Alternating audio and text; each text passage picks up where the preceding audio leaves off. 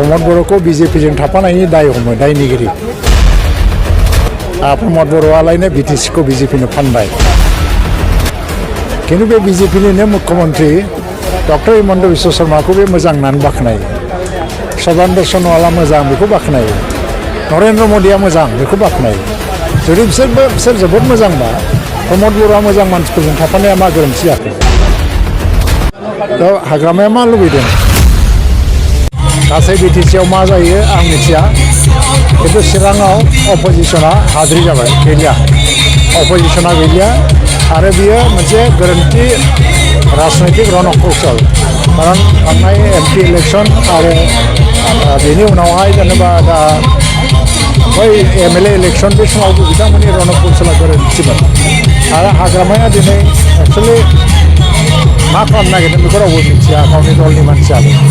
मानो होनबा दाथ' मोनसे मित्र जथनि एलायन्सनि कालचार पलिटिक्सआव बयबो एलायन्सआव थाङो कंग्रेसआबो एलायन्सआवनो थांगासिनो दं थ' बिपिएफआ हारसिङै देरहानो नागिरनाय जि मोनसे सिमां बे मालाबाबो जाया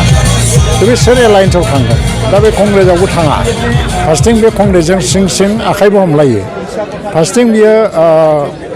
प्रमद बर'खौ बिजेपिजों थाफानायनि दाय हमो दायनिगिरि प्रमद बर'आलायनो बिटिसिखौ बिजेपिनो फानबाय खिन्थु बे बिजेपिनिनो मुख्यमन्त्री डक्टर हिमन्त बिश्व शर्माखौ बे मोजां होननानै बाख्नायो सर्बानन्द सन'वाला मोजां बेखौ बाख्नायो नरेन्द्र मदिया मोजां बेखौ बाख्नायो जुदि बिसोर जोबोद मोजांबा प्रमद बर'आ मोजां मानसिफोरजों थाफानाया मा गोरोन्थि जाखो दा हाग्रामाया मा लुबैदों बे बाथ्रायानो दिनै क्लियार जाया रायजोफोरनि गेजेराव ओंखायनो दिनै मोनसे डाउट जादों रायजोफ्रा आरो हाग्रामाया जे फिउचार गैला आरो बेहा मोनसे पलिटिकेल फिउचारबो गैला बेखौ पाब्लिकआबो बुजिनो हादों दा ओंखायनो आङो इलेक्सन समावबो बुंदोंमोन जे बे जुदि रणकौशलखौ सोलायनो हायाबा फैगौ 2025नि इलेक्सनानो लास्ट इलेक्सनबो जानो हागौ दिनै आं बेखौ बुङा मानो होनबा बिथाङा हयथ' नैबे रिजाल्टनि उनावहाय रियेलाइज खालामगोन गोदान लामा लागोन आंहा बुंनांगौ जेबो गैया नाथाय चिराङाव बिपिएफआ हाद्रि जाबाय गेजेर समाव ज' जानायनिबो मोनसे चर्चा जादोंमोन ज' जानायखौ उइदाउट कन्डिसनबा ज' जानो हायो नाथाय हाग्रामा बिथाङा मानोबा कन्डिसन लगायदों जेरै गभर्नमेन्टनिफ्राय ओंखारबोनांगौ जेखौ बिसोरो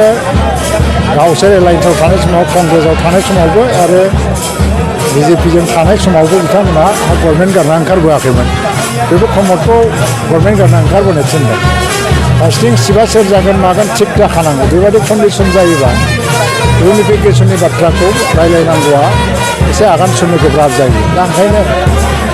हानजायाव रायलायलायगोन आरो मोनसे जुदि दृष्टिभंगि बा साननाय हनायफ्रा सोलायलायनानै गोदान लामाजों आगान सुरलांनांगौ होननानै सानलायलायदोंबा इउपिपिएलआथ' रायलायनायाव जेबो खथि गैया इउपिपिएलआ जेब्लायबो रायलायनो रेडि प्रमद बर' बिथाङाबो रायलायनो अरायबो माने दरजाखौ खेंना होदों आंहाथ' बुंनांगौ गैयानो नाथाय बियो उइदाउट कन्डिसन जायोबा सो आवगायनो हागोन नङाबा जेबो आवगायनो